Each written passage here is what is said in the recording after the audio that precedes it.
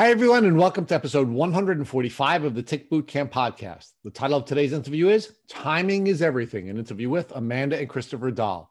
My name is Richard Johannesson. And I'm Matt Sabatello. Matt, this is a really beautiful story. We have two people who met as teenagers, got married in their early 20s, both got sick around the same time, went on a lengthy diagnostic journey together, started a parental journey where their child got sick, and the parental journey is what triggered their diagnostic journey to come to an end, and then their healing journey began. Rich, this interview was chock full of information. Amanda and Chris gave us so many Lyme tips and hacks that they learned during their Lyme treatment journey. For example, they talked to us about the full moon and how it impacts people with Lyme disease. We know that the full moon makes our symptoms worse when we have Lyme disease, but Chris and Amanda explain why and what actions we can take to prevent that from happening. We also learned about the use of medically supervised essential oils, and that was a real game changer for Chris and his neurological Lyme disease. We also spoke about energy healing, such as Reiki, and how this brought them into remission and kept them in remission. So, Matt, this story has a beautiful ending where these two people and their son went on this beautiful transformational journey where they're now working professionally as healers, and they're taking all of the experiences that they gained through their healing journey and they're now sharing it with the world. Matt, I'm really excited to introduce Christopher and Amanda Dahl of Dahl Holistic Healing to the Tick Boot Camp community. Hey, Chris and Amanda, and welcome to the podcast. Thank you for having us. Thank you for having us. We're really blessed to have you, and we've been stalking you on social media for a long time, so it's great that we finally were able to get you folks onto the podcast. So, Amanda, I'm going to start with you. Can you share with us where you're from? I am from New Hampshire originally, and now we live in San Diego, California. So you went from East Coast to West Coast. Yes. And Chris, where are you from? I was born in Vermont, grew up there as a child, and moved to New Hampshire when I was 13, and spent most of my life there until we moved out here to San Diego. And when you say we, did you folks meet in New Hampshire or did you meet in California? We met in New Hampshire in high school at 15. Wow. So you guys are high school sweethearts. We sure are.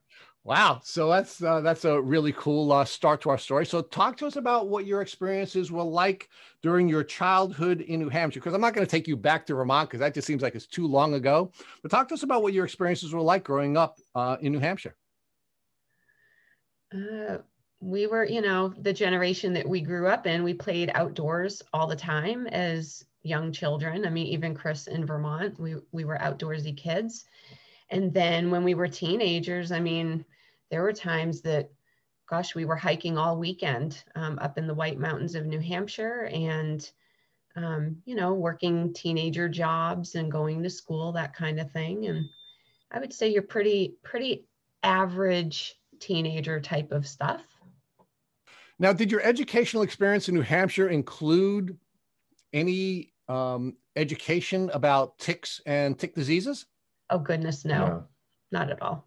So when you guys were bouncing around and hiking in New Hampshire during your youth, you knew nothing about ticks and you knew nothing about Lyme disease? No, the only time that I read anything about Lyme disease was on a hike with my dad, actually. We had hiked Mount Tecumseh, and there was a sign on the trail that mentioned that there were ticks and be sure to check yourself for ticks, but I don't remember it explaining why. And the only reason why I know this is because I actually wrote about it in my journal because my dad and I were joking around saying tick check. But I had no idea, no understanding of why. That was pretty much my only exposure to it. And I don't even remember it now. I only remember it from reading it in a journal.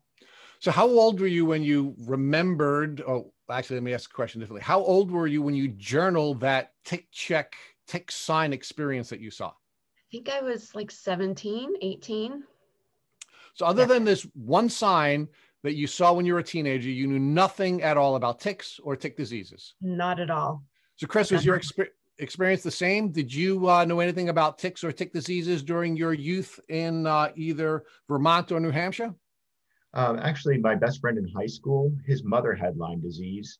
That was the first time I had heard the term, but it was one of those things that I'm sure your listeners will identify with. It's like, well, she doesn't look sick. There's nothing you can see on the outside. All I knew is that he told me once that his mom had Lyme disease. that was about my exposure to it until we got it ourselves. Now, did this Lyme disease experience that you had with this family friend, did it put you in a position you understood that was related to coming in contact with ticks, or what was your understanding at that time about Lyme and how you could protect yourself from Lyme disease? I understood because he told me that his mom had gotten a tick bite and that's where it came from. But other than that, it didn't really connect in my brain that ticks were something I needed to watch out for. I don't ever recall having them on me as a child. And I grew up with cow pastures all around me, and we were running through the pastures nonstop. That's where we played. So it was never anything that my family had ever said, oh, and you need to watch out for having ticks, other than, it was something you heard on TV that people pulled off their dogs. Right. So Amanda, what about you? Do you ever recall during your youth having to remove a tick from you? No, neither one of us ever remember being bitten by a tick before we had symptoms, because there was a tick bite after symptoms, but never before that. And we'll get to that. Let's stay with the timeline, which is all right. So we now have Chris and Amanda, high school sweethearts, living the dream of East Coast life. And how did your relationship develop, and how did your lives develop together from your youth as 15-year-old sweethearts? So we were interested in each other in high school, but we were with different people, and we had a great friendship that at the time we just didn't want anything to get in the way with it. When I was 20, I moved down to Florida for a few months. We were separated, but we wrote constantly and we talked on the phone all the time. And that was really when we said, well, wait a second, why aren't we together? And we fell in love with each other, long distance. So she packed up everything she had and moved down to Florida. We were there for a few weeks, decided that Florida was not the place for us as a couple, and we moved back to New Hampshire together. So it took that separation for us to realize and be forced into like, oh, we really are in love with each other. We want to be together. So Chris, what took you down to Florida at that time? My family lives down there, and they were starting a landscaping business. So I went down there to help get it started, and just for something different, young, not knowing what I wanted to be when I grew up. So I said, well, I'll go down and try landscaping, try living somewhere where it's warm all year round and see what that's like. So Amanda, what were you pursuing at that time prior to joining Chris in Florida? I had gone to school to become a travel agent. So I was really living the dream with, just traveling a lot. And, I had never even been on an airplane before I became a travel agent. So it was really exciting to, be jetting off to Miami and looking at cruise ships and, just jetting off around the world. So that was a lot of fun. And then when Chris moved down to Florida, I ended up joining him for a little bit. And then we were like, nope. And we moved back, and I went back into my career as being a travel agent, because thankfully I wasn't gone very long. So they were able to give me my job back. So Chris, when you moved back up to New Hampshire, what type of work were you doing? I was cooking in kitchens. I've always liked to cook, and I did a culinary arts program in high school, and I decided that I wanted to be a chef. So I started working in kitchens in high school and then after high school. So that really allowed me the freedom to kind of have a job anywhere that I went. So when we came back, I was working in one of the bigger kitchens in the town that we lived in. Now, Chris, during the landscaping phase of your career, did you learn anything about ticks or Lyme disease at that phase of your life? No, there wasn't a whole lot of talk about that. In the place we were in Florida, we had bigger, scarier, deadlier things to worry about, getting bitten by fire ants and water snakes and that sort of thing. So that was really where our focus was. Okay. So you did receive some training about how to protect yourself from different types of natural events, but ticks were not one of them. No, but I think the things that we were doing to protect ourselves from those other creatures were also relevant to the ticks. Rolling your pant legs into your socks to make sure that when you're in the marsh, weed whacking, that you're not going to get bitten from your legs down, wearing long sleeves, that sort of thing. Okay. And were you using any type of repellent as well? Not generally. All right, so now let's fast forward. The two of you now move back up to New Hampshire, and how does your life develop together, both personally and professionally?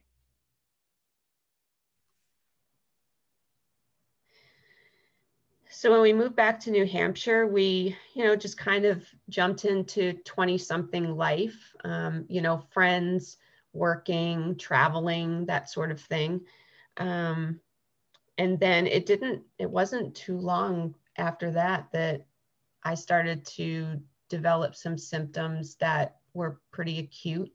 And then everything just kind of went from there. And we didn't realize at the time that we were in a huge shift. But when we look back, we can see there was definitely a turning point that happened. So Amanda, you're the first of the two of you to begin to show the symptoms that you now know to be your Lyme disease. Yeah. Yep. How old were you, Amanda, at the time that you started to first show your symptoms? Around 22, I think. I mean, I'm about to turn 45. So this was a long time ago. Plus that big chunk of Lyme brain in there. I was around 22, I think, when the symptoms really started to develop. And what were those early symptoms? The first symptom that I had was extreme anxiety. And I also ended up being diagnosed with benign positional vertigo. I was just having these unbelievable dizzy spells that I couldn't get myself out of, and went to see, that was where the journey started with so many doctors. As I'm sure most people with Lyme disease understand, you see several doctors. Because the anxiety didn't really seem to match up with the vertigo. And, so I was told take this anxiety medication. And then I was given another medication for the vertigo. And things went quiet with my health for a very short time. And then, other symptoms started. I'm going to ask you to pause there for a second. Let's talk about how the early symptoms affected you professionally and personally. Let's talk about professionally first. What impact were the anxiety and vertigo having on your career? I was sick every single time I flew in an airplane. Literally, the bag out of the back of the seat, full by the end of the flight.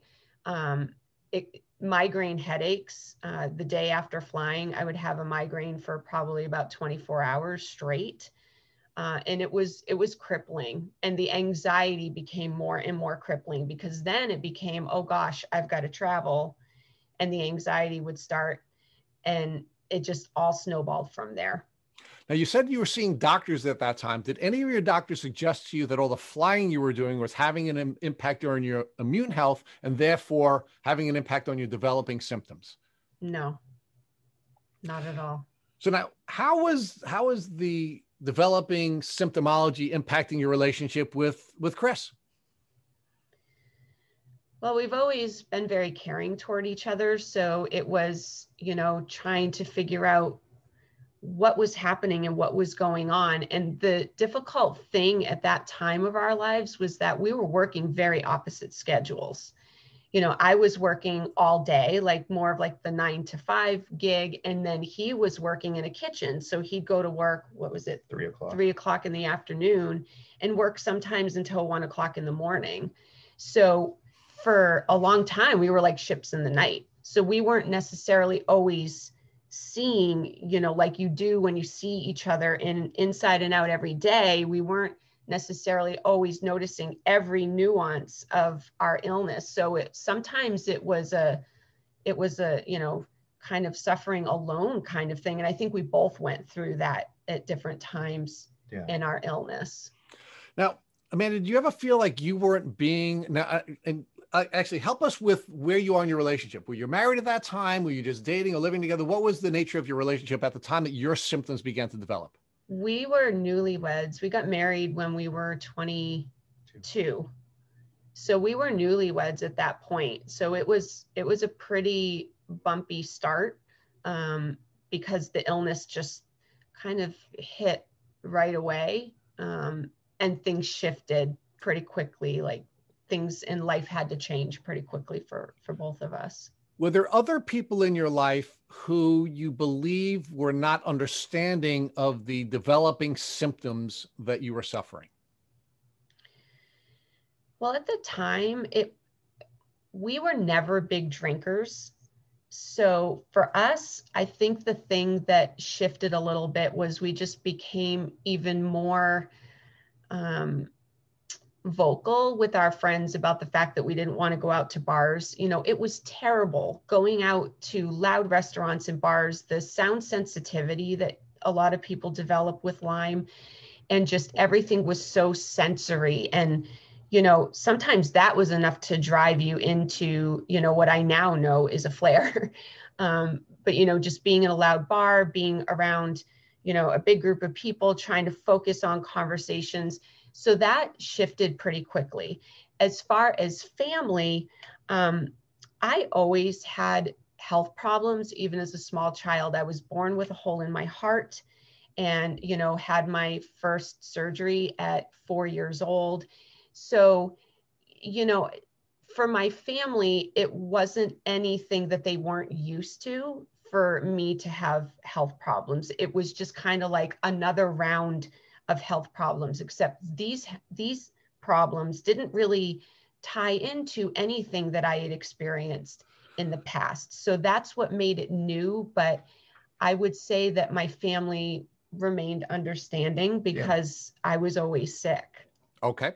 So Chris, talk to us about how you were feeling about your new wife's developing symptoms. Were there some things about her developing symptoms that bothered you and led you to feel like, you know, she wasn't upholding her part of the marital bargain? No, not at all. I knew that she always had health issues as she was a child. And as we got older, even when we were friends, you know, I would take her to the dentist because she would have to take antibiotics. And the antibiotics would make her so sick that she would literally like start vomiting as soon as she came out of the appointment. So there were several times that I would take her to the dentist, just trying to be there for her. I knew that she had some challenges, but that was never a problem. I found it an honor to be able to care for her. So talk to us about how her symptoms developed and what changes you saw in your wife as she was getting sicker. You know, as you and your listeners are probably identified with Lyme, it happens so slow that it almost sneaks up on you. So it was there almost from the beginning of our relationship. So it just became the norm. It's like, okay, well, I'm going to the doctor for this because I'm experiencing this. And I just tried to be there and be supportive of whatever it was that she was going through. Now, she went to a number of different doctors and she didn't get a diagnosis. Did you find that to be frustrating? No, because she did get diagnosed, just not with what the true symptom was. It was like, oh, we know what this is. This is this. So we're going to give you a medicine to help you with the symptoms of that. At that time, I didn't have a lot of experience with people being sick. Where I grew up, it was in a remote place other than, you know, our years together in high school. I grew up with my grandparents and my mother, and they were very old fashioned. We just didn't go to the doctor a lot. There was something in the cabinet that my grandmother could use to help us to feel better. So when I got with her, she actually was like, no, you need to be going to the doctor more. You need to stay on top of your health. It was just not something that we ever did, you know? Yeah. My mom was a nurse, so Yes. You went to the doctor. Right. I learned a lot about caring for myself from her and her family. So Amanda, let's just sort of scope out the amount of time you were sick, but not yet diagnosed. When did you finally get your Lyme disease diagnosis? 2013. So how long were you suffering from symptoms, which you now know to be your Lyme disease symptoms, before you were diagnosed with Lyme? It was 18 years. Now, Chris, let's talk about your journey. When did you first start to show the symptoms of Lyme disease? It was not long after hers. My symptoms were different, but growing up, I was always an exceptionally thin person. When I graduated high school, I'm 5'11". I graduated high school, I was 129 pounds. I went into boot camp for the Army. I was in the Army Reserves. And on the way to go down and do my testing to get into the military, the recruiter handed me a gallon jug of water and said, start drinking this. I need you to be the right weight when you go down and test because you're underweight to even get in the Army. So I was always very thin. Shortly after her symptoms development, 22, 23, I started working for a company servicing payphones. And I drove all around Maine, New Hampshire, Vermont, and parts of Rhode Island. And I started rapidly gaining weight. And I had always worked in kitchens before that. So I thought, well, maybe just because I'm more sedentary, I'm sitting in a car. But it was more than that. I went from around 140 pounds at that point up to 180 pounds within about a year. And, I've weighed more than that at times due to Lyme disease, but that was really the first big shift that something else was going on. Now, I want to ask the two of you to pause for a minute at this juncture and give us some insight into whether or not you think you were both bitten by ticks separately in the same place, bitten by ticks separately in different places, or whether or not you believe one of you infected the other of you with Lyme disease. And I mean, I'm going to ask you to answer that question first. Well, that's like kind of the question that we've mulled over literally more than half of our lives now. But I think what we have felt, because when we look back, there was like little nuances, like even before we were starting to show symptoms, there were things that each of us had experienced separately, like with difficulty sleeping and different things like that. And I think that we both feel that at some point, one of us must have been infected, because when the more acute symptoms started to pop up, it was after we became sexually active with each other. So we've always kind of felt that one of us must have had this already brewing in our system and perhaps passed it to the other. Only because we both started really having the stronger symptoms around the same time. And then, we weren't looking at it as Lyme disease at the time, but now that we know how the symptoms can mimic other health problems, like we realized like, oh, wow, we both started really kind of spiraling around the same time. So we feel that we must have infected each other, but we don't know who did what. So, Chris, do you feel the same way? Do you think that one of you infected the other, or do you think it's possible that because you were living in a tick endemic community that you were both bitten by ticks around the same time? We're kind of on the same page. I mean, we may both have had it dormant and then that sexual activity reactivated in both of us. There's definitely some commonalities between us. But one of the things that we agreed early on is that it doesn't matter. We both ended up in the same place on the same journey for a reason together. And that blame doesn't help either of us to heal. Now, I do want to share with our listeners that offline you shared with us that you have a child who also has Lyme disease. Mm-hmm. And we don't want to go too deeply into his story because of course it is his story to tell. But if you could just generally tell our listeners about your son's journey with Lyme disease, when it started, and whether or not you believe he received his infection congenitally. Well, our son was actually instrumental in us getting our diagnosis. We certainly didn't know that we had Lyme disease when we decided to start a family. But when I became pregnant, it was the perfect pregnancy until 7 months. And then everything turned upside down.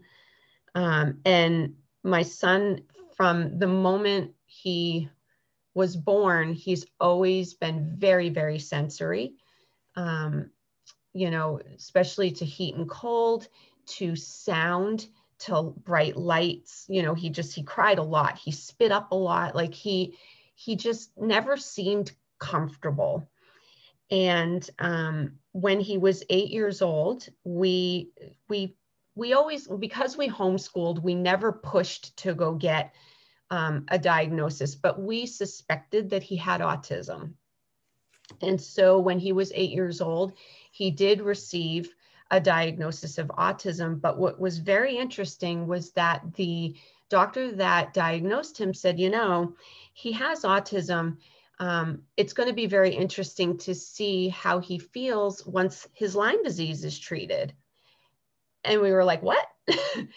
So we brought him to a naturopath to help him.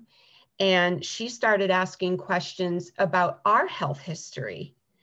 And that's when everything started to click. And we realized, oh, wow.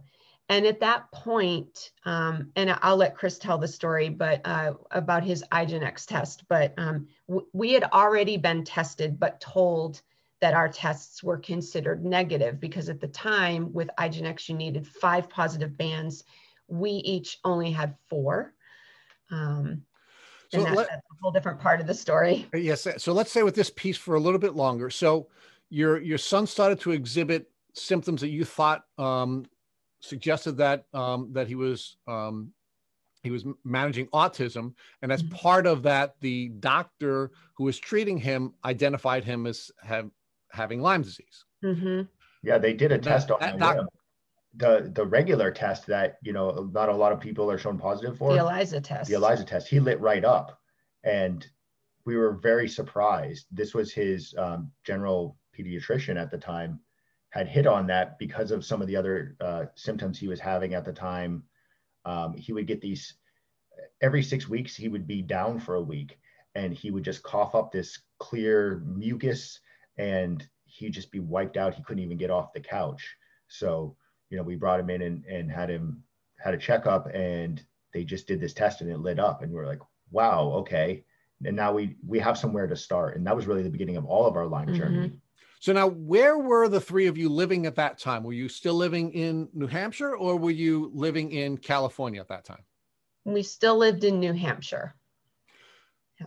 So it's important for us to just identify geographically where you were, because again, if we're to identify how each of you were infected, it is possible that all 3 of you were bitten by a tick because you were living in a tick endemic community, or it's possible that you 2 were infecting one another and your son was infected congenitally. So we still don't have a way of identifying, at least geographically, what scenario is most likely. We just know that all 3 of you are sick from Lyme disease.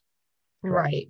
And, you know, when we were working, we've worked with 3 different Lyme doctors for our son, and each one of them had indicated that they felt that there was a strong possibility that he had Lyme-induced autism. And that, you know, one of the doctors said, when you treat the Lyme disease, a lot of the symptoms of autism, a lot of the characteristics of autism that he's demonstrating will probably go away. And that is exactly what happened. I mean, he definitely still has autism. I don't want to make it sound like, you know, we're trying to cure autism or anything like that. But a lot of the things that he was having issues with went away once he reached remission from Lyme disease. So Chris, let's talk about your journey. How long was your journey between symptomology starting and your diagnosis with Lyme disease? Probably similar to Amanda's, between 18 and 20 years. And Amanda, how many different doctors did you see between the time that you first started showing your symptoms and the time that you were finally diagnosed with Lyme disease?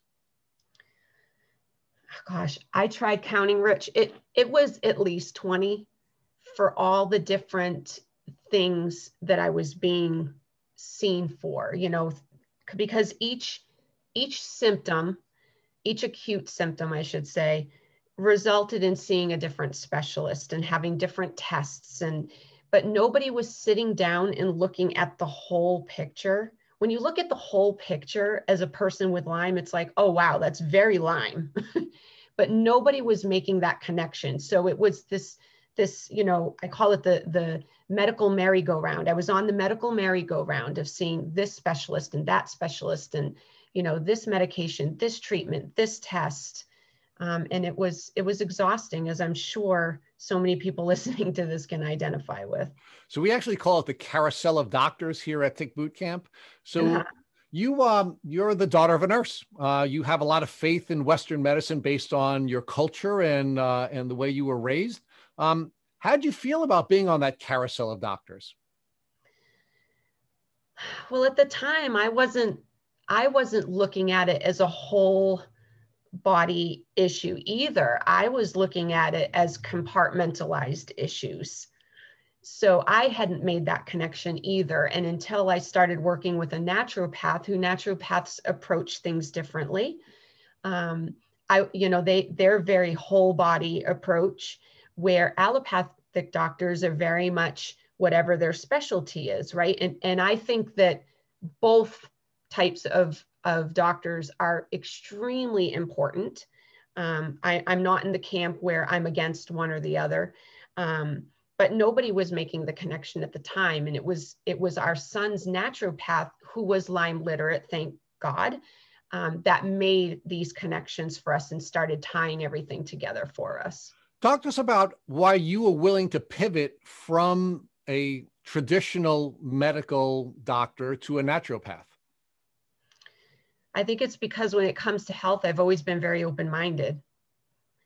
So for me, it was like, oh, okay, this is a new and exciting approach. Because honestly, Rich, at that point, I had already been, doing this whole thing with the doctors. Chris had already been doing it for different health reasons.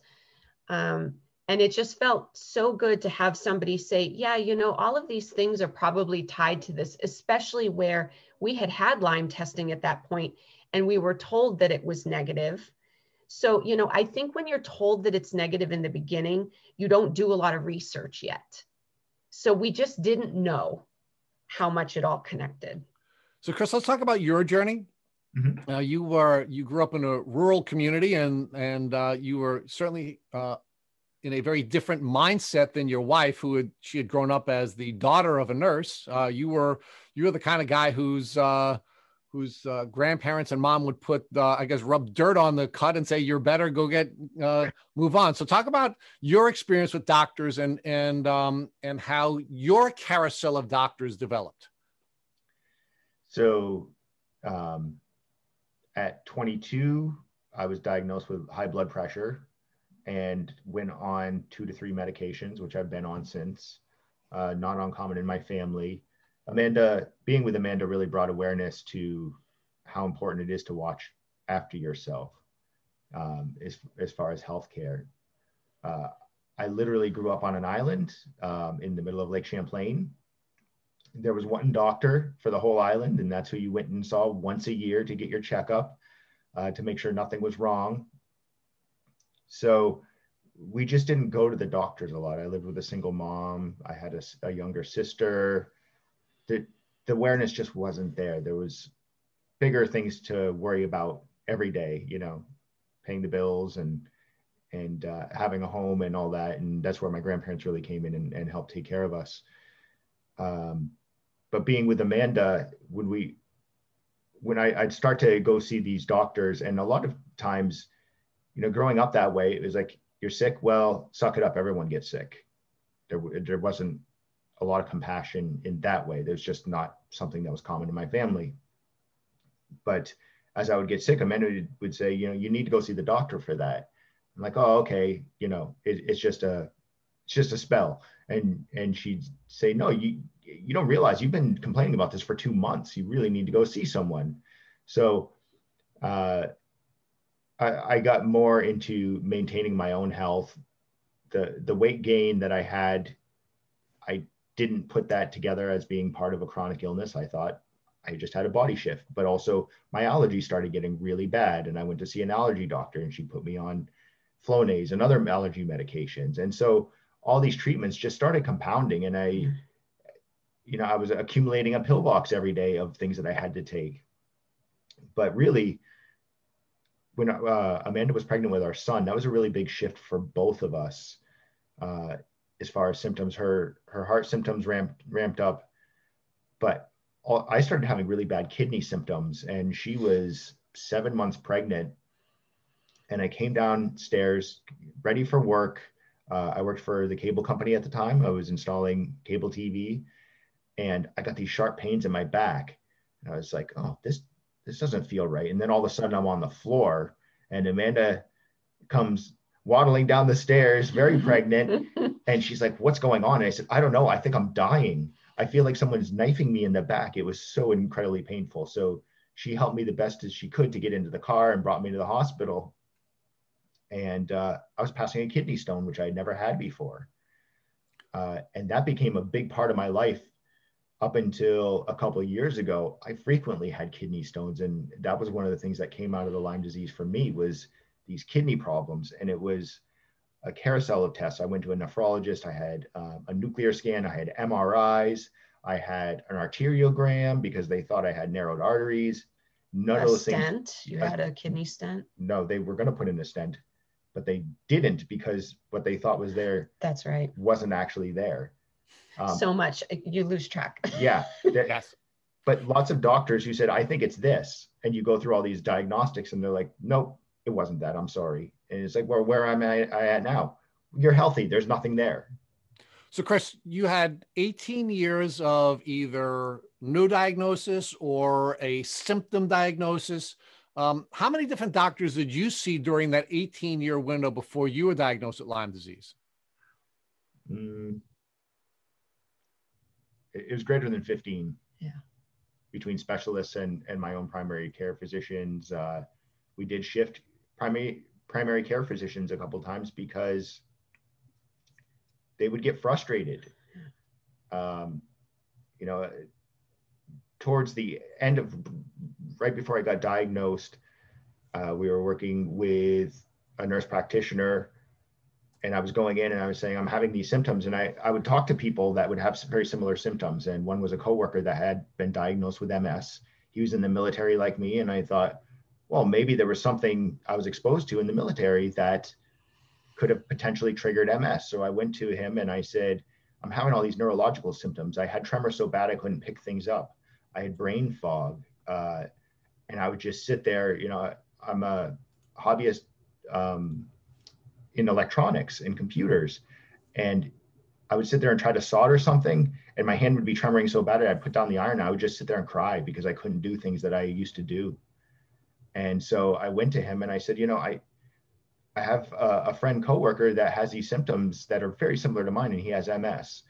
And he had given me all sorts of other tests. And he said to me, you know what, I'll send you for an MRI, but when this comes back negative, will you admit that there's nothing wrong with you? And that just kind of broke my heart. And I walked away kind of defeated for a moment. And Amanda was there and she was very angry. We get out to the car and she's like, don't you listen to him.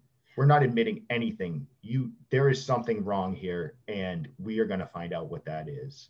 So that was close to the end of seeing that doctor and moving on to the naturopath that we ended up that, initially our son went there and she said, yes, he has Lyme disease, but I want to look at mom and dad, because it is not typical that only the child has it and the parents don't have something going on, especially where you don't have an identified tick bite. Mm-hmm. And that was really the enlightenment for all of us. It was like, oh, yes, now mm-hmm. things start to make sense. All of these symptoms that we've been chasing for 15 years at that point fall under this umbrella. Yeah. So Chris, I'm sitting here getting more and more angry listening to your story because both you and Amanda got an IGeneX test early on in your journey. It came back not positive enough at the time. And then Lyme went out of your mind up until your child was born. So it amazes me that somebody was smart enough to think, let's use IGeneX, one of the world's top Lyme diagnostic labs. And yet, just because it wasn't positive enough, it was put out of your mind by your doctors to not proceed with that course of action or that down that road for a potential diagnosis. But now let's talk more about when your child was born, your son was born. And your son's doctor said, I want to focus more on you guys, the parents, and seeing if you have Lyme as well. What was that like for you when it was brought back into your mind that maybe you do have Lyme disease despite this negative, quote unquote, test you got many years ago? Well, the IGeneX test had actually been probably within a year of when our son got his diagnosis. That was one of the last things that happened with this doctor that made that statement to Chris. You know, and when we went our son, she said, have you ever been tested? And we said, yes. And of course, like many of you that are listening, probably have the binder, right? The 3-ring binder of all of your tests and your blood work and your office visit notes. And I literally have a 3-ring binder for each of us. So I whip out the binder and I've got the IGeneX test results right there. And she looked at it right away and said, yeah, you have Lyme disease. So she was the one, like, knowing us for, I think we had been in her office for 45 minutes at that point, took one look at our tests and said, oh yeah, you have Lyme disease. And I said, well, how can you diagnose us when all of these other doctors said no? And she said, where there's smoke, there's fire. You have 4 positive bands. She said, I don't care if they say that they need 5. She said, I can diagnose you off of symptoms. And between your symptoms and between the bands that are positive on this test, I can tell you that you have Lyme disease. And tears of relief, of frustration, because it all came to a head, right? It was that tsunami of emotion that, you know, all of us were feeling at that point. You know, the terror because, oh my gosh, we didn't know a lot about it yet. You know, and our son is affected by this. And, you know, what have we done? We started a family. We didn't, you know, like a million emotions ran through me at that one moment. And elation to finally have validation of everything that had been going on, but then the terror and the, oh my God, what do we have in front of us? You know, just that whole wave of emotion. So Amanda, we try to find tips or hacks for people that are at earlier stages of their journey than our guests are. And it seems like from your experience, it took you almost 17 or 18 years to get properly diagnosed, from the time in your early 20s to when you were 37 with your son and your son's naturopathic doctor for your diagnosis. So looking back, if you had to give advice to somebody who's at an earlier stage than you are, would you recommend they seek an alternative health practitioner like a naturopath instead of keeping on this medical merry-go-round of traditional doctors? Not necessarily. Because now I do health coaching for people, and, you know, when they come to me and they say, look, this is what's been going on, what I tell them to do is to find a Lyme literate doctor. There are Lyme literate MDs and there are Lyme literate NDs. So I tell them, you need to find a Lyme literate doctor and you need to take an appropriate test, not ELISA, not Western blot, because they're not sensitive enough. You need to get yourself tested by a doctor who's knowledgeable with the symptoms, who understands the testing that needs to be done. And I told them, I said, you know, sometimes on your test results, it may still show less bands than are technically required to get a diagnosis. But if you're working with an appropriate Lyme doctor, they can diagnose you off of clinical symptoms. So I really try to drive that point home with people. And a lot of times the resistance is money. And I tell them, look, this is money well spent.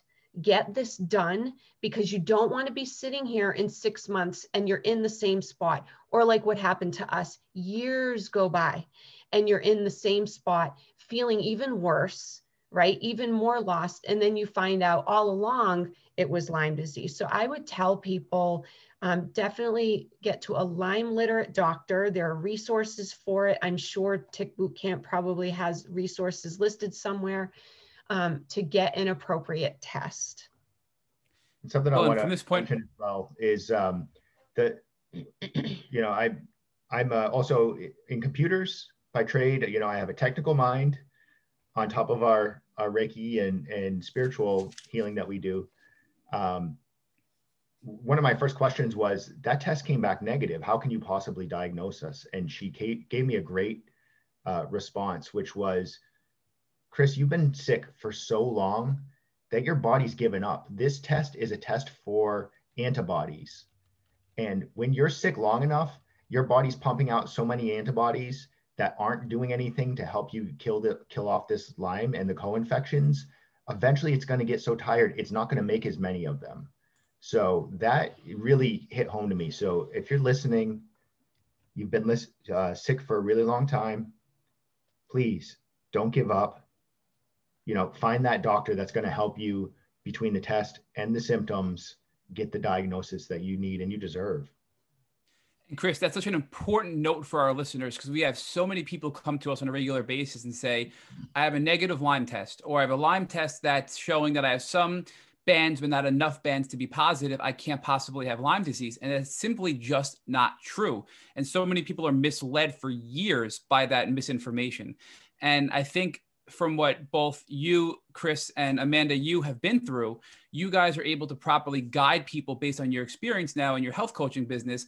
And you are a perfect example. And I'm sort of jumping ahead here, but you've been through it, you've entered remission, and you've remained in remission by changing your lifestyle. And I think that's something that many people need to understand and learn once they have Lyme, that once you start to get better, you can't revert back to your old unhealthy lifestyle. And I know I'm jumping ahead, but I think that's an important part to mention here. So let's jump into, now you finally have your clinical Lyme diagnosis. Your son is diagnosed with this positive lab work. What do you do to treat your Lyme disease for all three of you? There you go. So when we first started treatment, we were in New Hampshire. And at the time, even naturopaths were still very allopathic in their thinking because of the restrictions that are put on them in certain states. And I understand some of that has changed now. But at the time, they were still diagnosing antibiotics and different things like that. So me, knowing that I had a sensitivity to so many antibiotics and just flat out allergies to the others, I was very hesitant to start treatment. And I understood that somebody had to not be, because at this point I understood what a Herx was. And I understood that somebody had to kind of try to hold up the fort here. So Chris and our son started treatment first. And they were treating, Chris was on 5 different antibiotics a day, twice a day. And our son was on 4 different antibiotics a day, twice a day. Plus they were taking supplements and things like that. And, it remained like that. So that was the end of 2013. And it remained like that until we moved. Now we moved to California. We were here by the middle of 2014. So we didn't treat in New Hampshire that long before we moved to the West Coast and connected with a different doctor who was a naturopath. Naturopathic medicine on the West Coast was very different than the East Coast. And California in general is very different from everywhere else because, medicine here is very different. There's a lot, I feel like there was a lot more options for alternative treatments. So when we got here, we shifted our treatment a bit. And then I eventually started treating as well, going a more natural route. And then we eventually got the guys off of antibiotics and went a more natural route. So Chris, can you talk to us about what it was like going on the 5 different antibiotics for your Lyme disease? Was it an immediate Herxheimer reaction? And do you think it was even worth it? Yes, it was worth it. Yes, I got very, very sick. There's just so much die off from all those antibiotics that you just can't do enough detoxing when you're taking that much stuff. But I also was seeing improvements in other parts of my life. So yes, I felt run down. I felt like I had the flu all the time. Sometimes I would get nauseous and vomiting, but also my cognitive functions were improving. My body aches were starting to go down. So there was a little trade. And as you know, there's these cycles that go on as the life cycle of the Lyme in your system goes through its own life cycle. So you have some days that are great and some days that aren't very good at all. My good days were becoming more frequent, and they were better than my quality of life had been for so many years before. So being on that, I don't regret it. When we switched to the more natural alternatives, I found it much gentler. It was at points stronger, but for me, I think I needed the journey with both types. And what would you say about your son's journey? He was on 4 antibiotics. Do you think his situation was the same as yours, that it was necessary, but it was sort of, he was going to feel worse before he started to feel better? What do you feel, Amanda? It's hard to say because he does have autism, and the way autism manifests in him is that sometimes he doesn't know what is normal and what's not normal. And I think for him, he had felt not great for so long that he didn't really understand what was happening, to be perfectly honest. And so I think that was hard for him. There were a lot of tears. One of the symptoms that he would have quite a bit was some chest pain when he was on antibiotics. So I think that it affected his heart and his circulatory system a bit. And when he was first starting treatment, it really seemed to flare that up. He would tell me all the time, "Mommy, I'm having strong tingles. And he'd kind of curl up and crunch up his face. And that's really hard as a parent. And he had that reaction to the and then that was talking about a pivot point. That was a pivot point for all of us, because one of the antibiotics that he went on, at this point, I slept with him every night. Chris slept alone. I slept with our son because he had such a hard time sleeping. Sometimes children will report seeing images and, going through their vision. And he was reporting that he was seeing people standing at the end of his bed at night. And, that he wasn't sure about that. And, he had a hard time sleeping. He would very often have a fever. And this was after treatment started. So one night he woke me up and he was hitting his chest and he was saying, "I can't breathe. I can't breathe." So of course we were terrified and, rushing him to the emergency room. But the turning point in all of it was that I immediately prayed to God and I said, "Please help us get through this. I will spend the rest of my life helping people to heal from this. If you can just help us get through this night." And we went to the hospital, and, of course that was a fight, because we explained, why he was on these antibiotics, and the emergency room physician proceeded to print out 38 pages of information about Lyme disease, which, if you're in this world long enough, you understand what that information was, right? 30 days of antibiotics and you're cured. And he's also spotted from head to toe. He had a rash from head to toe because he was having an allergic reaction. And of course, here come the steroids, but it was a life or death at that point.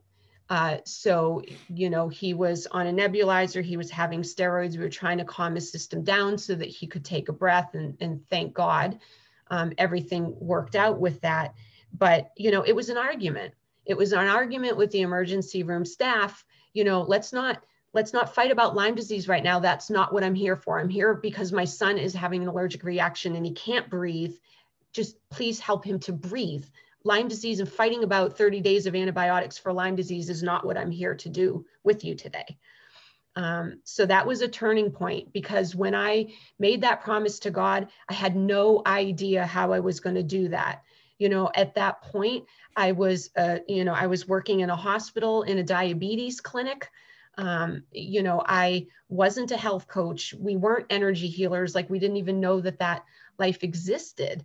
So that was really a turning point, and where I just doubled down and recommitted that I was going to do everything that I could to get my family better, learn all that I could so that I could bring that information out to the world and help others. Because at that point, we knew how serious Lyme disease is and what a tragedy it is in the world right now about how Lyme people are treated, the diagnosis process, and the fact that there is no standard of care, that everybody is a different formula for treatment. Like, we understood the gravity of that, and it just became our mission. Like, we need to do something about this.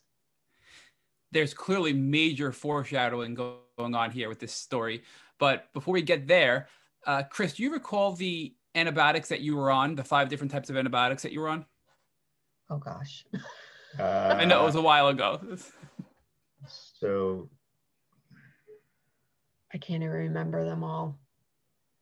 we probably have them in a box out in our dining room. No worries there. We can't remember. No worries there. So the other, one of them. Yeah. So you probably doxycycline, right, was one of the most common oral antibiotics. Maybe azithromycin potentially is another one. That was in there. Is rifampin? Rifampin for a while. Minocycline, anything like that? Yeah, I mean, between the two of them, they were on slightly different ones too, because our son was young, so there were some that he couldn't take yet, protecting the teeth and all of that stuff. But yeah, I mean, I have the list, but Lyme brain, 3 people sick. I can't remember that far back. I apologize. No, I totally get it. So, Amanda, from your perspective, you didn't go on treatment because you were focusing on your husband and your son. And how was your health throughout all this while you were working with your husband and your son? And what caused you guys to move at that point and uproot your lives to move to LA? Well, we moved to San Diego. I'm sorry, San Diego. Oh, that's okay.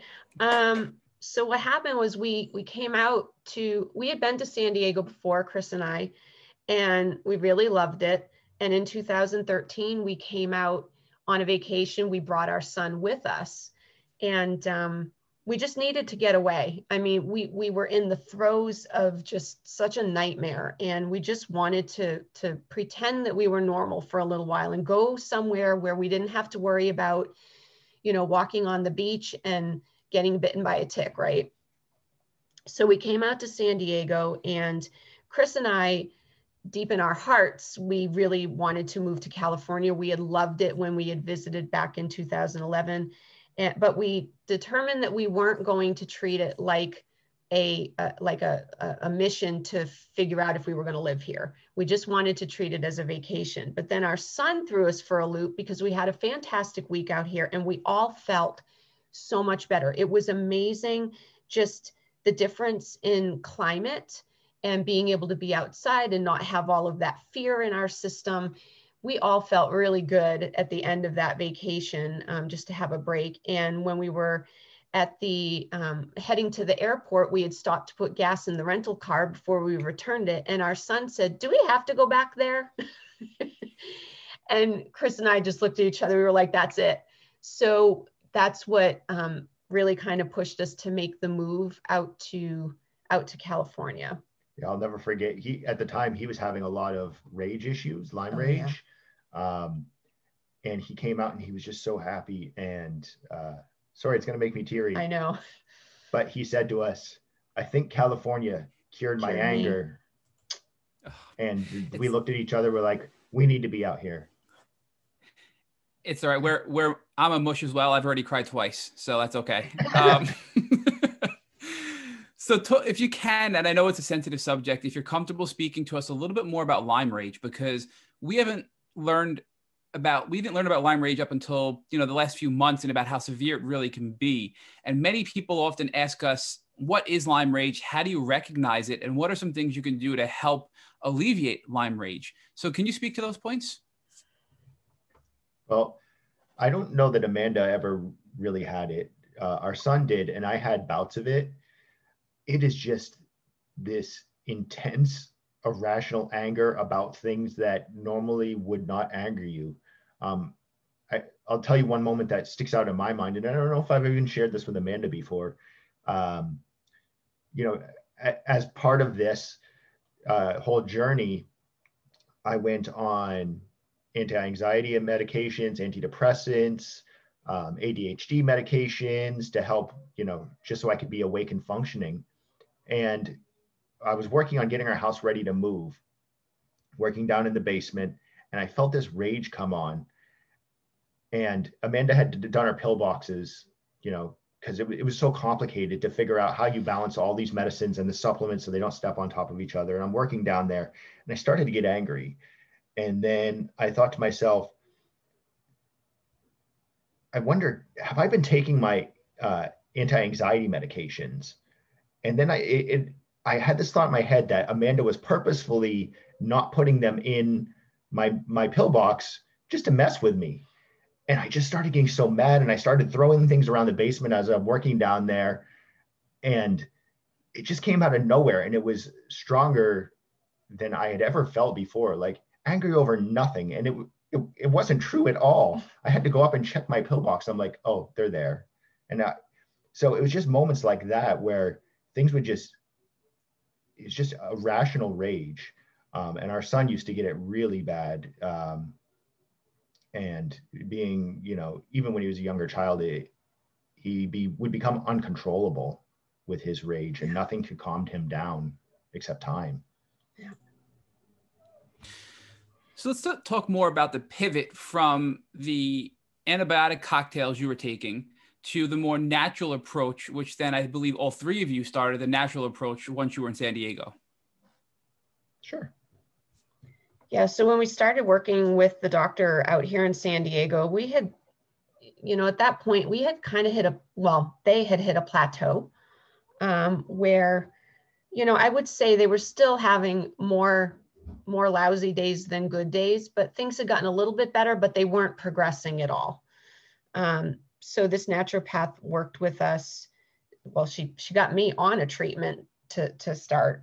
And then she also started to shift Chris and our son off of antibiotics and start to shift to more natural things, and putting a focus on gut health and detoxification, because those were things that hadn't been addressed before.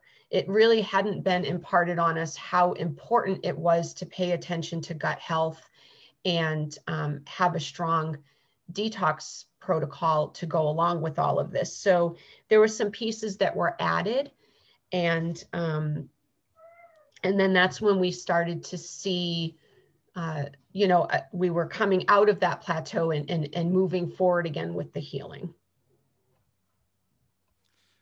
So now talk to us more though about what these natural treatments were specifically. Do you recall what combination of antimicrobial and then immune boosting and gut healing supplements you were taking? Yeah, so we switched, and all three of us started doing an essential oil protocol, which I know that there's several protocols floating around there on the internet, but at the time it was relatively new that people were talking about using essential oils. Especially we did them internally, which is definitely something that you have to do under the direction of a doctor if you want to go that route. But we started doing the essential oils internally, and that was really the antimicrobial piece of things. There are also oils that help with anxiety and digestion, so we started to implement some of those. We were also starting to use herbal tinctures for different things. And honestly, I can't even remember all of the ones at this time, because this was, again, back in like 2014, 15. And, you know, using vitamins and being strategic about when you take things, right? Because a lot of times doctors will hand you the list of supplements or medications or whatever they want you to take, and they'll say, take this 3 times a day and take this twice a day. But they don't always necessarily give you what times of day and before or after meals, or, you know, make sure you're taking charcoal at least 2 hours away from anything else. Like, but then all of a sudden we had a doctor that was a little bit more cognizant of all of that. So it's like we had more of a recipe, right? And then that's when we started to see a lot of progression, because we were paying close attention to all those different pieces. We were paying attention to the detox, to the gut health, to the anxiety, to the Lyme rage, you know, and then how were we feeling overall? You know, were we feeling the symptoms go down? Because, you know, when you have certain co-infections, you kind of know after a while which co-infection you're feeling in your system. Like, you know, if you're getting, you know, a lot of itchy skin, you know, around your waist, it's probably Bartonella. And, you know, if you're, you know, you kind of just learn what you're working on. So then I kind of modified our treatment a little bit. And I started realizing, because I journaled, I had a medical journal. I've always kept a medical journal since being a kid, because again, mom's a nurse, and it really helps to see patterns. So I was looking at my medical journal and I realized that my migraine headaches were corresponding to the moon, full moon, new moon. And I noticed that we were all flaring more during the full moon and the new moon. So I actually modified our schedule so that we were doing a lot of the killing, the antimicrobial, the heavy duty treatments a couple days before the new or full moon, through the moon, and for a couple days after. And then on the alternate weeks, we were focusing more on detoxing and supporting the system. And the reason why I got the idea to do it that way is because I figured everything is active when the moon is doing its thing. So if I can target these bugs when they're moving around in the system and when they're super active in the system, I'll have a better chance at killing them off, and then focusing on the detox on the opposite times, getting it out of the system. And it was amazing how well this worked for all of us. I mean, literally, it was 2 to 3 months of doing this cycle, and we hit the point where we were having many more good days than bad days by kind of following this kind of treatment idea, which I now use with a lot of my own clients. So, man, I just want to make sure that I understood that correctly, because we always see on social media and in DMs and in just direct communications we have with people that the full moon really impacts Lyme. So I think what you said is, I want to recap that, is the full moon makes Lyme more active in your system. So that's when you want to actually go in and kill it while it's out, and then detox when it's not a full moon to help rid your body of all the die-off and all the toxins from the die-off. Is that essentially what you're saying at a high level? Yeah, exactly. So we were working on a 4-week schedule. So it'd be, but for the new moon and the full moon, we would really hit it hard. We'd start a couple days before. So you really have to pay attention to the lunar calendar. So a couple days before, and then all during, and then for a couple of days after. So it was like a 7-day cycle, but the new moon or the full moon be right smack in the middle of it. And then on the opposite 7-day cycles, we would still treat, but much lighter. And we would really hit on the detoxing so that we could get all the dead stuff out of our system, rebuild the system, and you know, all the while following the right diet, water, no alcohol, you know, all those things at the same time, of course. But we really found that cycle worked really well for the three of us. And another great tip that I heard in that previous statement was, you can be taking all of the right things, but if you're not taking them in the right timing or order, it cannot be effective for you. So for example, if you take a binder too close to a treatment or a supplement, that binder can pull that out and make it less effective. Yes. So I think it's another important part that many people don't think about during their treatment journey with Lyme disease. Yeah, absolutely. And and another one, just if people are curious, another one is glutathione. So often people are told, take glutathione. It's so important to take glutathione. There's a couple of tips that I give my clients with glutathione. And if you don't mind, I'll throw them out here. Yes. Glutathione, it's something that is best taken about an hour before you eat anything in the morning. And I really like the liposomal glutathione. You can put it under your tongue. Doesn't taste super fantastic, right? It doesn't smell great. A lot of us know that. But put it under your tongue, hold it for at least 10 to 20 seconds.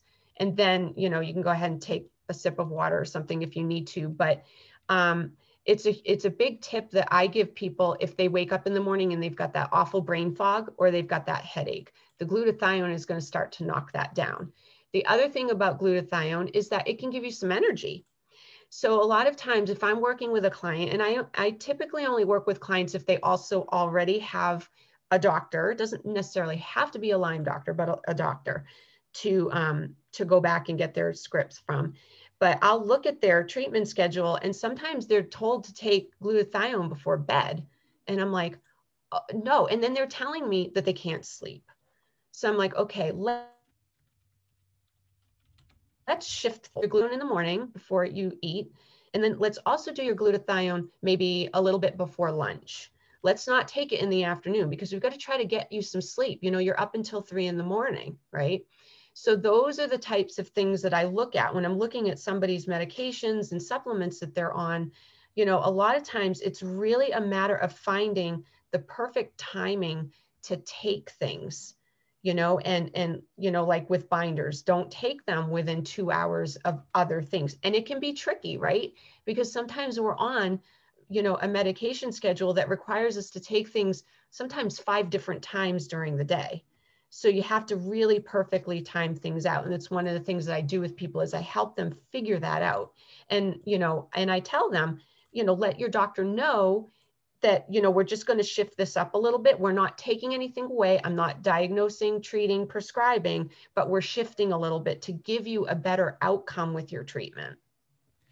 So this is really helpful because not only do you want to focus on a protocol that works best for you, but you have to sequence that protocol and you have to be aware of the interactions of that protocol with each other. Otherwise, it may not even work for you. Absolutely. Absolutely. And sometimes, you know, people will come to work with me and they're so frustrated because they're like, I've tried everything. I've done everything, you know, and I'll tell them, okay, do you have the Tupperware tub with all of the things that you've been on that you throw it in the tub because you say it didn't work? Okay, I want you to send me a list of everything in that tub. I want you to send me a list of everything that you're currently on. And this is how I explain it to people when it comes to treatment. Treating Lyme is like being handed a big wad of locks, padlocks. They're all padlocked together. It's a big ball of padlocks. And then you're also handed a huge ring of keys.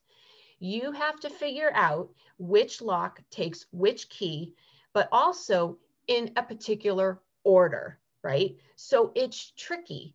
But when you have somebody who's been through it, like Chris and I have, you know, we can sit down and we can say, okay, you know what? This is the lock that you need to do first, right here.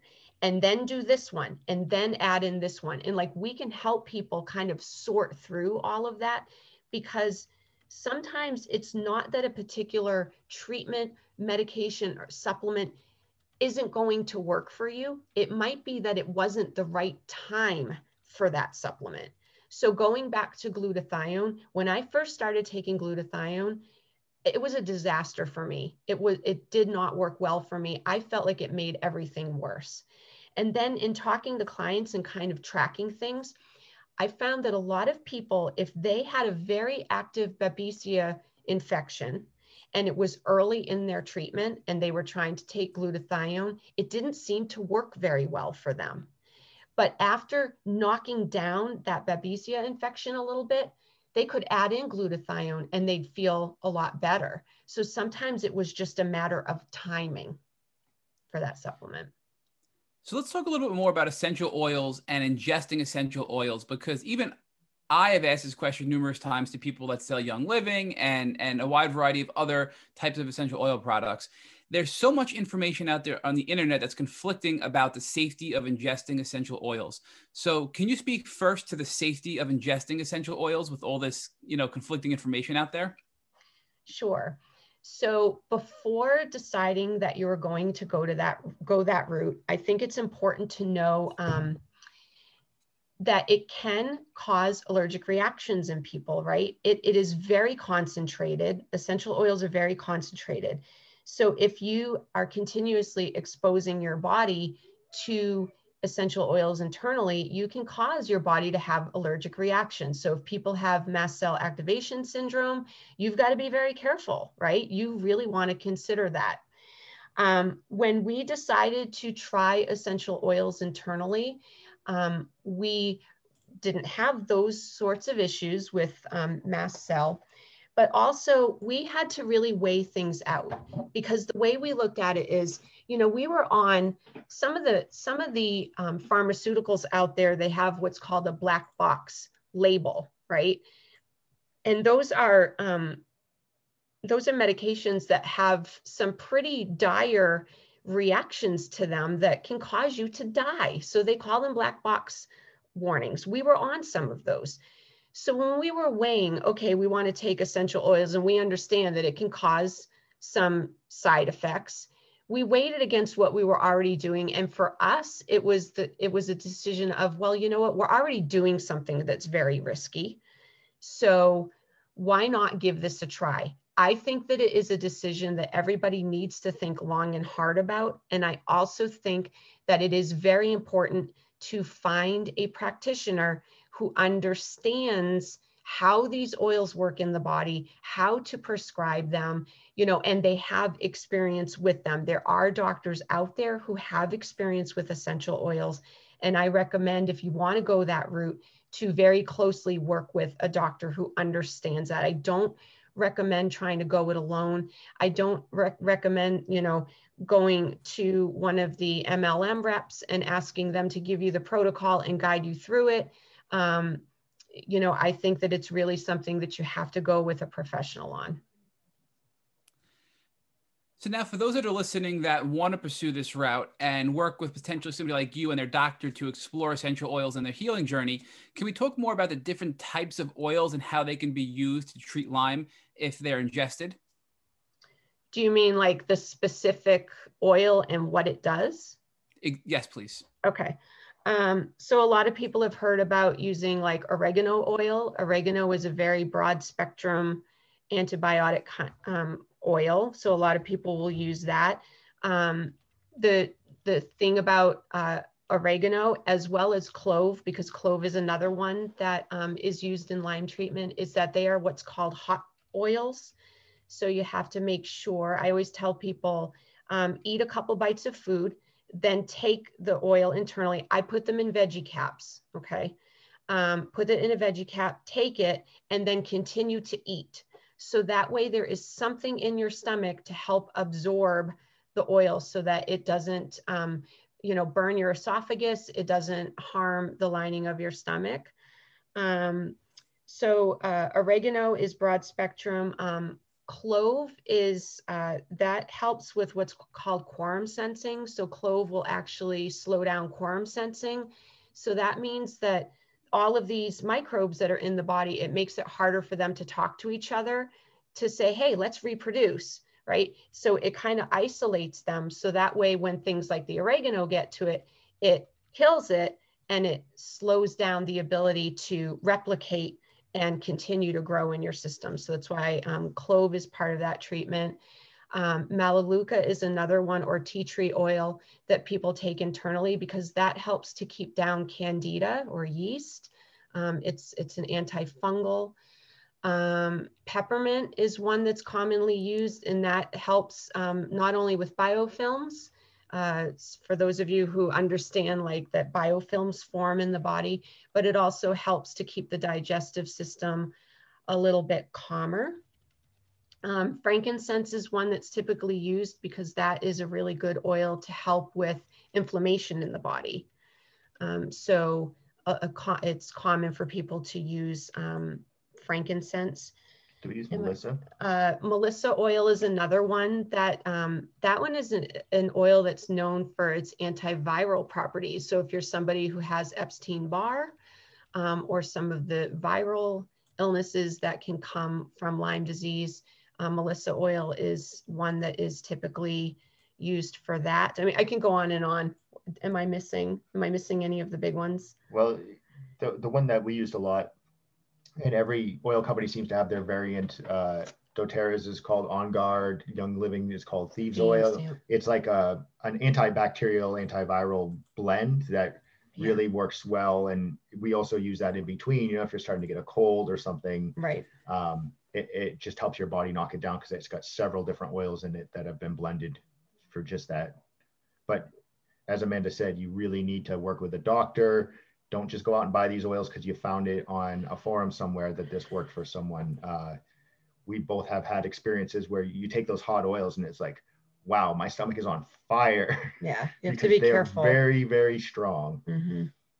So Chris, we have heard so many people contact us directly about using Thieves to help in the Lyme healing journey without any of these disclaimers or cautions. So I think it's really important that people be aware of the use of essential oils to help in healing from Lyme, but understand the potential risk factors and working with somebody who's knowledgeable about them like you guys, and also working with their doctor to utilize them as one of the options to treat their Lyme disease. So do you feel that essential oils were a helpful tool or an important tool in your Lyme healing journey? Yes, absolutely, 100%. They're what got us there to the remission in the end. We did the dance of different antibiotics, and while that did have a place in our healing journey, the essential oils was absolutely what got us over the line, because a lot of the oils have the ability, especially, you know, Matt, you can identify with having neural Lyme. A lot of it's hard to find those antibiotics that will pass that blood-brain barrier. Mm-hmm. And when you're having severe neurological issues, it's like to have a day where you're free of those is such a blessing. And the oils have that ability. Their molecules are small enough where they can cross that barrier. So for me, that's really what cleared up a lot of my neuro Lyme symptoms. And Chris, I think that's a really important tip for other people that may be listening. There are many people that we've spoken with that have been on the cusp of exploring IV antibiotics because oral antibiotics just couldn't really effectively break that blood-brain barrier. So Chris, would you, based on your neural Lyme experience, recommend people explore essential oils first before exploring an IV antibiotic protocol? From my own experience, you know, I don't want to discourage anybody from doing what they feel is right. But I will tell you, one of my best friends, this was right before we got diagnosed. One of my best friends that I worked with, he would come in once a month. A nurse would come in and put in a new PICC line in his arm. And he had 3 giant syringes of antibiotics that he would inject directly into his heart. And he'd have to take them out and warm them. I saw what Lyme did to his life. Again, it's making me teary just thinking about it. And, you know, him and I had very similar experiences with symptoms. I was able to get it past those symptoms without the Lymes and never had to have a line put directly into my heart. So for me, I would say that it's worth trying. Mm-hmm. If you can find a doctor that will help you get through it, it's worth trying, because just watching what he went through with all those antibiotics and, you know, just the complications that can come from injecting things right into your heart, especially as we're not medical professionals. Right. So. Was there anything else that all 3 of you had done from a holistic and naturopathic standpoint once you made that pivot from the antibiotics to the more naturopathic approach to heal from Lyme? The energy healing. And that's really what brought us into the business that we shared together today. Amanda really brought us down that path. She was part of a mom's group, and she had found this person that works, she's a massage therapist, and she works with people that are chronically ill, end of life, cancer, you know, seniors who are in end of life. And we decided to start getting massages, you know, to help open up the lymph and open those channels and help to drain. And the person, when she started working with us, she had just learned Reiki, and I'll let Amanda tell the story, because she's the one who really kind of brought us into that part of our journey. Yeah, so she came over to do a massage, and it was unlike any massage that I had ever had before. I was, you know, I think we all kind of know what the expectation is of a massage. You know, it feels nice and, you know, warms up your muscles and all of that.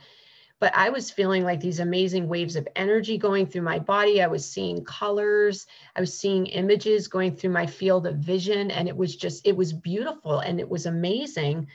But the other really amazing thing that happened was while she was doing whatever it is she was doing, because I didn't know at the time, I actually felt like a spigot opened up on the back of my neck, like a water spigot. And all of my brain fog just disappeared. It like drained. It felt like it was literally draining out of my brain. And I was like, what is happening? I mean, she literally just had her hands on the top of my head. And I had never had a sensation like that before. And I mean, I laid down for that massage, and there were times that I couldn't remember my own name.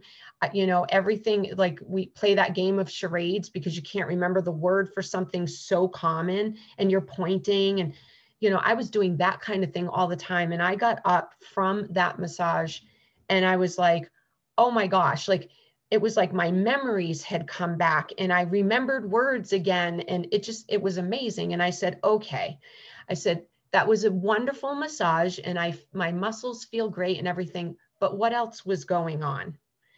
And that's when she explained, oh, you felt that. Well, I was doing some Reiki at the same time. And that was kind of the beginning of another pivot point in our journey with Lyme treatment.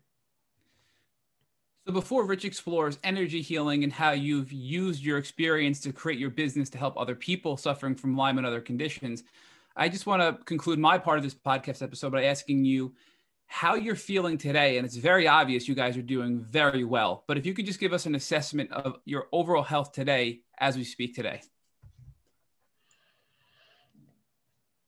I mean, I'll speak for myself first, but I feel better than I ever have. I mean, being a child that was born with a heart problem and just always feeling kind of worn down. And then, as a teenager, having, new issues start to ramp up and having this whole Lyme journey. And I can honestly say that I feel better than I ever have, I think that the gift that Lyme has brought to our lives is a gift of trusting ourselves, listening to ourselves, being our own advocates, which I know so many of us have to learn in this journey, but also just not being afraid to live a little bit differently. I mean, our 20s weren't the 20s that you would see for average people in their 20s. We weren't doing the bars and the drinking and all of that kind of stuff. I mean, we were traveling and then eventually treating all of this, but just to feel better than ever has been amazing. And I just feel, I'm about to turn 45 years old, and to feel better in my mid 40s than I did as a teenager and in my 20s has just been absolutely amazing. And I'll let Chris say his. Same here. That all of our journey, it was very healing, and then not just from Lyme, but from trauma, from being younger, and it just all culminated into the peace and the health that we have now. And the true blessing in it is being able to have compassion and share that with people going through the same thing, and being able to show people there is a light at the end of the tunnel. Absolutely. We know how dark those days are, where you just, the complete honesty, there are days where you wake up and you're like, oh, I woke up again. Can't do it anymore. I have to do this another day. Yeah. How many more days can I do this? And now every day is a blessing to wake up and to be excited to live again. And that is a possibility for everyone listening to this podcast. I promise you. So, but Chris, talk to us about that spiritual journey. There was this point where Amanda promised God that she was going to change her life and she was going to help other people if God helped you and your child through the challenges that he was facing at that moment. So talk about that calling and how that impacted your lives and your careers.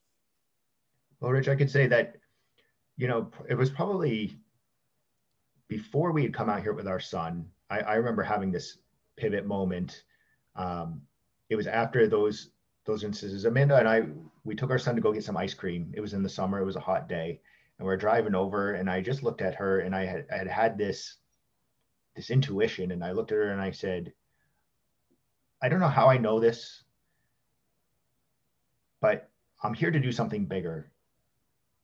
And I can't tell you what that is or what that means, but it just occurs to me that God has something special planned for me. And, you know, she just kind of smiled and said, yeah, I feel that. I feel that too.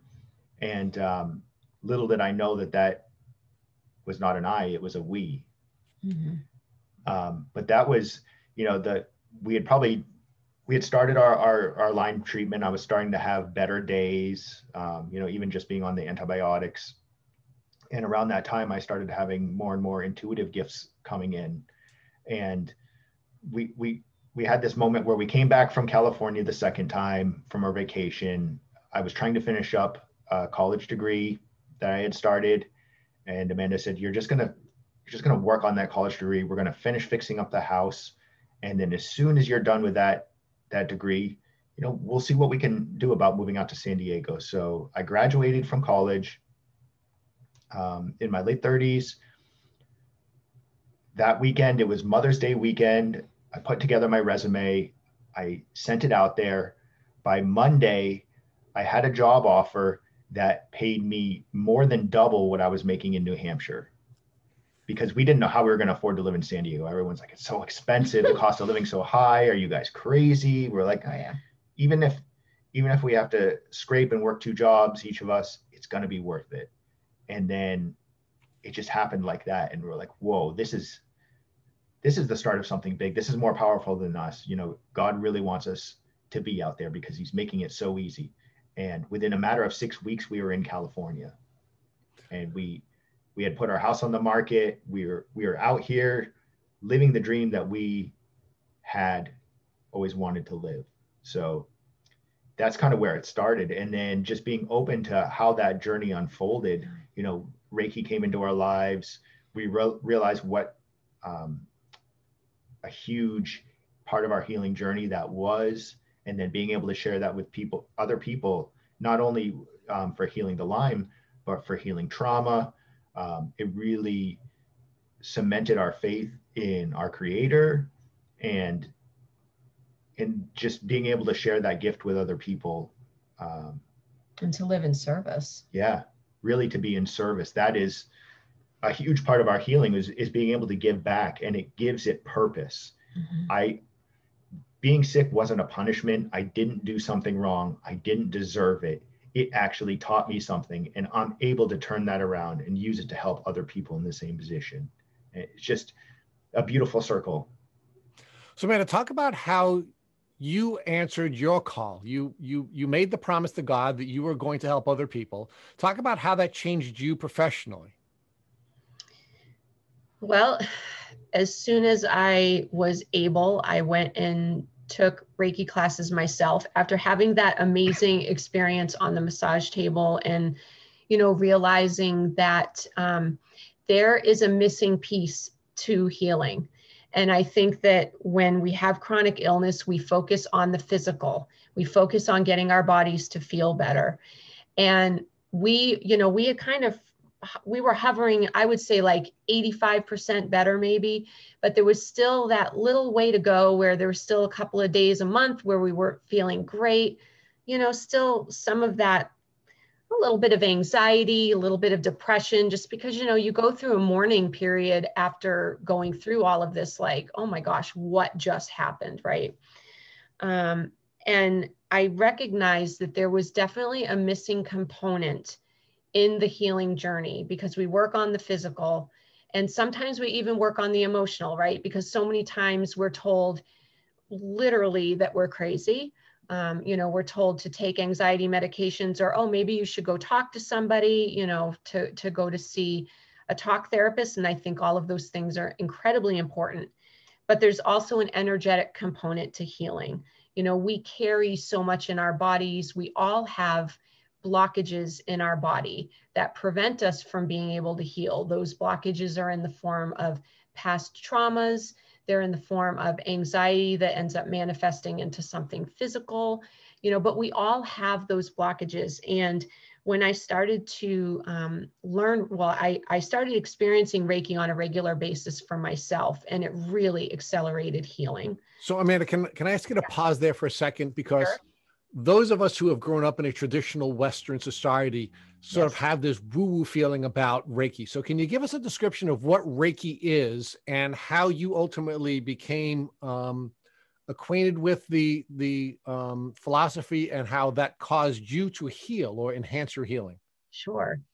So Reiki is a Japanese energy healing technique. It's also used for relaxation. It doesn't have any religious affiliation. So a lot of times that's something that is good for people to know, because they feel like, oh, you have to have a particular faith, and you don't. People of all religions all over the world, and people that, are atheists and agnostic, practice Reiki. Anybody can do it.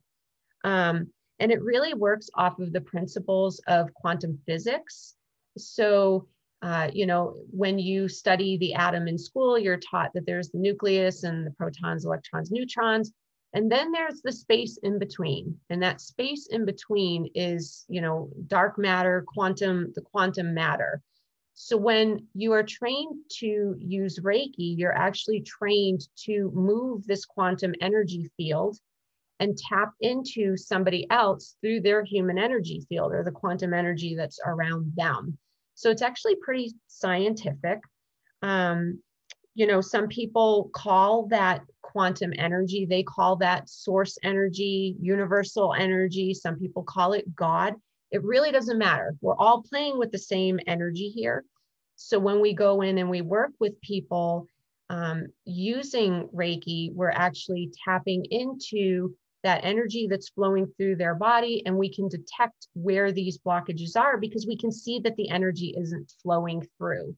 So then we use techniques that we learn to help that energy to shift or to break apart and move, those blockages. So that way the energy can flow completely through the body. And this can be done in person or from a distance, because we're working with quantum energy. So, that quantum energy doesn't necessarily know a specific linear time or distance. It doesn't understand those things because it's quantum energy. So we can use that to help anybody. So Amanda, you said you can see when there are blockages. How do you see or identify those blockages? Yeah, that's where my intuition really comes into it. I can just sense it in their body, because as I'm trying to move energy, and I'm not giving them my energy, I'm using quantum energies, but as I'm trying to move that energy through their body, I can feel that there's resistance. And sometimes I can even see it with my just using my senses. I can see that energy isn't moving. And what will you do, or what have you been trained to do to help the energy that is blocked to move? It's part of the Reiki techniques. Yeah. Really kind of identifying why it's there. Is it something tied to their physical, or is it something tied to their emotional? We think of only what we can see and discern with our five senses, but really our complete being is much like an iceberg. That your physical is the 30% that's sticking out of the water, but 60% of your makeup, your emotional and your energetic bodies are the parts that you can't see, but they're all there. We all have the ability to work on them, to heal them, and also to store trauma. They're almost like a database that stores this trauma. So, I've worked with a therapist before that, she was talking about doing regressions for people, and she's had people that were victims of abuse, where they start talking about abuse that they suffered, where they were slapped. And when they start to get into that trauma, the therapist said she could see a handprint where they were slapped during that trauma. So they were bringing that energy back, and the physical body started to manifest that energy because she was connecting them back to that point where that trauma happened. So what we're doing is, in a more gentle manner, trying to go back to where those traumas were, whether it is, trauma from the Lyme disease or something else, and removing those blockages. And some, practitioners discern that in different ways. We get kind of feedback. You might feel some heat, or like a push back on your hands. Like when you take two magnets and you push the same pole together, you get that resistance. That's kind of what we're feeling for intuitively on the people, to find where those blockages are. And then we just apply energy, and it's just laying our hands on. We do a brief meditation that starts the energy flowing, and we just put energy in there until we can feel that resistance is gone. Now, you folks have had a lot of success on your healing journey. And as a consequence of the success that you've had, you've decided now that you now have to serve others so that they can shortcut their journey. Talk to us about how you're doing that professionally. So what I've done in the last few years is, not only have both of us become Reiki masters, but I've also learned biomagnetic therapy, which is kind of bursting out into the world here. But living so close to Mexico, it's something that originated in Mexico. So a lot of people in Southern California use this therapy. And I went able to become a holistic health counselor so that I could work with people and give them suggestions and recommendations of what to do with the more, the herbs and the supplements and medications and things like that. So I kind of bundled all of this together so that when I'm working with clients, I can talk to them about not only like the medical side, but I can also talk to them about the energetic side and, what else is going on, to help them to not have to go through all of those steps that we had to go through. Like if we had energy healing in the beginning, I don't think that our journey would have been nearly as long, because, we all hold so much in our bodies that a medication isn't going to make that go away, right? We've all had lousy things happen to us or traumas that we're holding on to, and energy healing is really the way to move through that. And then, so many times when you're receiving energy work, all of a sudden you'll notice like, oh, my medications feel like they're working better, or, my brain fog isn't so heavy. So it's really become a part of my and Chris's mission to help people to understand how important it is to pay attention to the energetic component when you are healing, because you can do all of these medications and supplements and it's going to get you better to a point, but it might not necessarily get you to a full, strong remission. So, Amanda, if folks wanted to work with you, how would they locate you, and how would they be able to work out an arrangement where they could be coached by you folks? Sure. So our website is dahlholistichealth.com, and that's DAHL, holistichealth.com. We're also very active on Instagram. Dahl Holistic Health is our handle on Instagram. And then also Clubhouse. I don't know if you folks are on Clubhouse yet, but I'm on Clubhouse and I've been giving talks over on Clubhouse as well. My handle over there is just Amanda Dahl. But we are very open. We have a Facebook page. So really, like whatever method people prefer to connect with us is fine with us. You can even send me a direct email, amanda@dahlholistichealth.com. We're very individualized in our approach. Some people want nothing to do with the energy work in the beginning. They only want to talk about the health coaching stuff. That is fine. We also offer, Christopher does soul coaching, which is, I can let him explain about that, but that's another tool that we use with people, because a lot of times there is a crisis of faith that might be going on during this, or people need help re-entering regular life after going through something like this, because Lyme disease and chronic illness in general can be very isolating. A lot of times we have a lot of people that don't believe us, they fall out of our lives. But honestly, that can also be a gift, because you don't need those people around you when you are trying to heal. But we help you to like reintegrate back into life. So we really take a very individualized approach. So many times we find that clients have lost their sovereignty over their own thoughts and ideas about what they want their treatment to be, about what they want their life in remission to be. So one of the very first questions that I always ask people is, where are you in this journey, and what do you want, and what feels good for you? Because so many times in this whole thing, nobody asks them that, and they feel like they're just kind of riding the wave of whatever a doctor tells them to do or how a family member makes them feel. And it's really all about bringing people back to themselves and their own energetic sovereignty in their journey of healing. So, Chris, can you share with us, before I ask our final question, about soul coaching and what role that played in your healing?